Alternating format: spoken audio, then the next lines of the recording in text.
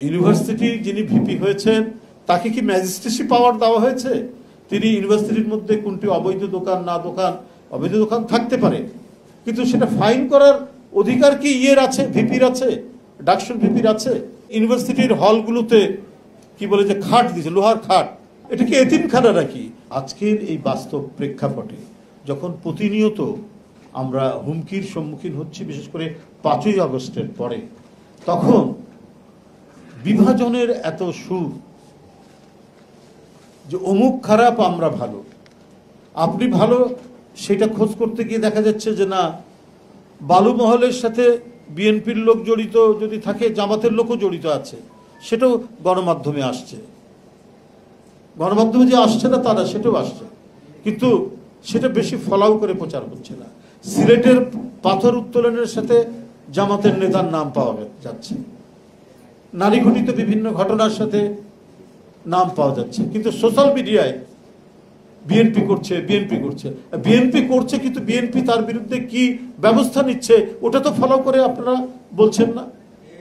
যে হ্যাঁ, একটা পরিবারের মধ্যে ইয়ে থাকতে পারে, দুষ্ট ছেলে থাকতে পারে, তা সেই দুষ্ট ছেলেকে শাসন করছে কিনা বাবা মা,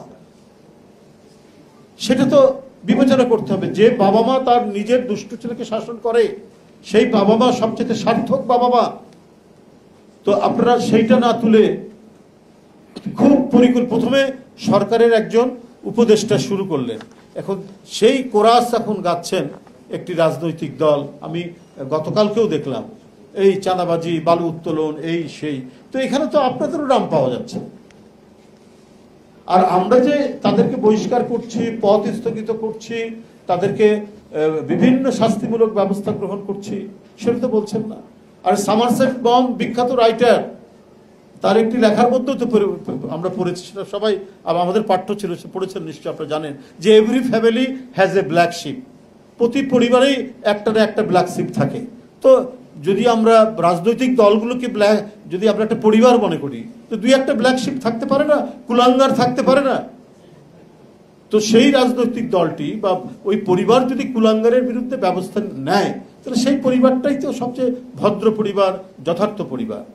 তো সেগুলো আমরা গণমাধ্যমে আমরা দেখি না, আমরা দেখি যে খুব কায়দা করে নানাভাবে একটা বয়ান তৈরি করে বিএনপির বিরুদ্ধে ব্যবহার করা হচ্ছে। আমি যদি বলি, আমি ছাত্র রাজনীতিতে যে নির্বাচন হচ্ছে, কি হচ্ছে না হচ্ছে, আপনারা সব দেখছেন, কিন্তু একজন ইউনিভার্সিটির যিনি ভিপি হয়েছেন তাকে কি ম্যাজিস্ট্রেসি পাওয়ার দেওয়া হয়েছে? তিনি ইউনিভার্সিটির মধ্যে কোনটি অবৈধ দোকান না দোকান, অবৈধ দোকান থাকতে পারে, কিন্তু সেটা ফাইন করার অধিকার কি ইয়ের আছে, ভিপির আছে, ডাকসুর ভিপির আছে? তিনি সেটা ফাইন করে 3000 টাকা ফাইন করে সেটা আবার নিচ্ছেন পার্টির, কি বলে ওদের, ওটাকে বাইতুল মাল, বাইতুল মালে জমা দিচ্ছে। এটা কোনো আইনগত ভিত্তি আছে? আপনার ইউনিভার্সিটির ক্যাম্পাস হবে জ্ঞান চর্চার একটা বিশাল একটা ক্ষেত্র, জ্ঞান চর্চার আধার হবে ইউনিভার্সিটি, এবং সেই জ্ঞান চর্চার দায়িত্ব পালন করবে ডাকসু। সেই জ্ঞান চর্চায় শিক্ষক ছাত্রদের অংশগ্রহণ থাকবে। এইটা কতটুকু নিশ্চিত করা হচ্ছে সেটা না করে আপনি যে কি বলে দোকান বৈধ না অবৈধ তার কাছ থেকে ফাইন করছেন। তো এটা তো আমরা সোশ্যাল মিডিয়া বা কোনো জায়গায় দেখলাম, একটু দেখেছি, কিন্তু এটা নিয়ে তো কোনো ইয়ে দেখলাম না, আলোচনা দেখলাম না। আপনি কি করে, এটা কি ডাকসুর ভিপি? আমি তো ডাকসুর ভিপি ছিলাম এটা ইউনিভার্সিটির, আমরা তখনও আমরা কোনো মানে বিশ্ববিদ্যালয়ের ভিতরে কে দোকানদারি করছে, কে মার্কেট করছে, এটা তো ইউনিভার্সিটির অথরিটি আছে, প্রশাসন আছে, তারা ইয়ে করতে পারে। সেখানে ছাত্রনেতা গিয়ে বলতে পারে যে এখানে ক্যাম্পাসের যে একটা শান্তিপূর্ণ সমাহিত পরিবেশ আছে, এটা বিঘ্নিত হচ্ছে, স্যার এটা আপনি দেখেন। আপনি গিয়ে ফাইন করে দিচ্ছেন, আর সেই ফাইনের টাকা যাচ্ছে জামাতের বাইতুল মালে। এটা কোন ধরনের বিষয়? এটা বরাবরই আমরা দেখেছি যে এদের একটা কর্মকাণ্ড হচ্ছে স্টেট উইদিন দি স্টেট, রাষ্ট্রের মধ্যে রাষ্ট্র করা। আমরা সেই পরিবেশ আমরা দেখেছি। আবার বলে ইউনিভার্সিটির হলগুলোতে কি বলে যে খাট দিয়েছে, লোহার খাট। তো ভাই, এটা কি ইয়ের দায়িত্ব নাকি, কোনো রাজনৈতিক সংগঠন বা ডাকসুর দায়িত্ব? আপনি ছাত্রদের দাবি দেওয়া নিয়ে ভাইস চ্যান্সেলরের সাথে বার্গেনিং করবেন, আন্দোলন করবেন। এখানে কি বলে যে বাসস্থানের সমস্যা আছে, ছাত্রদের থাকার কোনো পর্যাপ্ত মানে ইয়ে নাই, খাট নাই, চৌকি নাই, এটার ব্যবস্থা করতে পারে কি না? এটা হচ্ছে পার্টির তরফ থেকে প্রশাসনকে কিছু লোহার খাট, অ্যাকশন নির্দেশ দেওয়া হচ্ছে। এটা তো একটা অদ্ভুত ব্যাপার। এটা তো এই জিনিসটাই হচ্ছে যে স্টেটের যে একটা আইনগত ভিত্তি আছে, রাষ্ট্র যেভাবে গড়ে ওঠে, এটা তো রাষ্ট্রের বিরুদ্ধে একটা কাজ।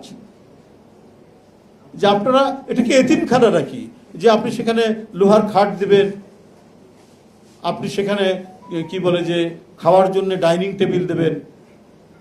তো এই জিনিসগুলো কিন্তু খুব বাজে আলামত বলে আমাদের কাছে মনে হচ্ছে। এবং এই যে পরিবর্তিত পরিস্থিতিতে আজকে পার্শ্ববর্তী দেশ থেকে যে ধরনের হুমকি হুঙ্কার ক্রমাগতভাবে আসছে, বর্তমান যে রাজনৈতিক পরিস্থিতি যেভাবে যাচ্ছে, যেভাবে এগোচ্ছে, এবং যে সমস্ত শক্তির উত্থান ঘটছে, এটাও এক ধরনের আমাদের সার্বভৌমত্ব এবং স্বাধীনতার মানে অটুট রাখার জন্য একটা বড় ধরনের, আমি মনে করি যে একটা ষড়যন্ত্র চক্রান্ত পাকিয়ে তোলার সুযোগ সৃষ্টি হবে, সুযোগ সন্ধানে।